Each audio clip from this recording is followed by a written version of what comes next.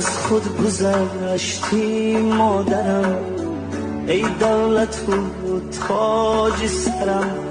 شمعی شدی و سوختی تا سوی فردا رهبرم. ای جان فدا پدر جان، ای پاک مثل قرآن، استاد درسی مردی، ای پدری به ایمان.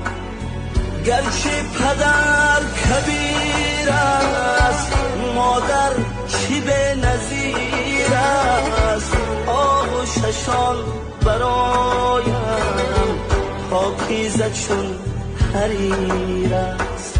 ما را خدا سریشته از دامنی فرشته، با دست خود نوشته پدر مادر غنیمت.